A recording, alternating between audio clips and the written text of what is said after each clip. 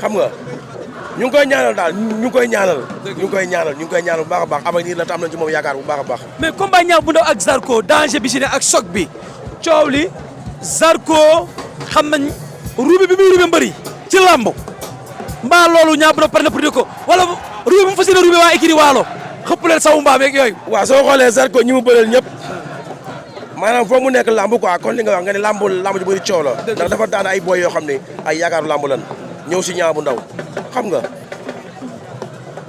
daan na ruube ay adversaire mais bii di ñëw Niang bu Ndaw moo ko war a ruube.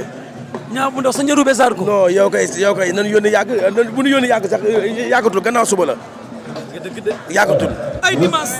li may am lépp Niang bu Ndaw ko fay def Niang bu Ndaw mooy ruube mooy bëre mooy daan incha allahu rabbi.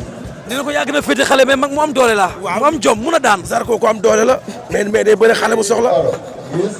xale bu soxla lay bëreel. waaw te am nañu yaakaar ne liñ liggéey ak moom waa kii waa liggéey ko ak moom. ci kattan suñu borom dina daan Zarko incha allahu rabbi amuñu leen loo xam ne da nga ko ci jaaxle non non. sañ na samp jaaga ak Zarko génnee ndelli ñu xeex. Niang bu Ndaw daal pare na pour lépp. mais dimanche ngeen di xam ni daa bokk ci làmb ci xale yi war a téye làmb suba la te boo ko waxee RFM mooy lan dama war a nekk roi des arènes. bàyyi na xel téq bi. loolu nag laa bëgg Zarko def ko téq boobu bis bu ko téqee ñu lonk ko ñibbi. léegi may ko kom rek ngele ñibbi. waaw parce que yëpp yéen a ngi koy bàyyi xel. Niang bu Ndaw ngi bàyyi xel lépp.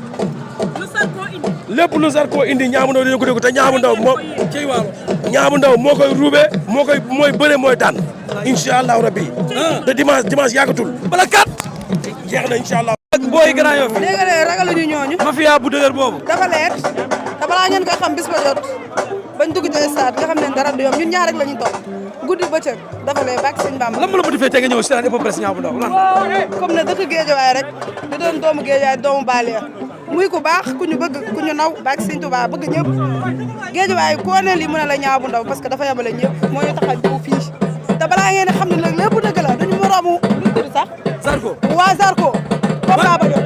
waa Grand Yoff. déggoo li ma la balaa nga xam ne ñun ragaluñ dara ñaar rek la ñuy topp. góor gu dëgër la de. dafa leer dafay xaar. Niang bu Ndaw xale la am na doole mooy gaynde bi. yaakaaru Géejawaay. ñii est-ce que duñu ay gelu Niang bu Ndaw. déggoo ma ne ñun ay yaayam lañ.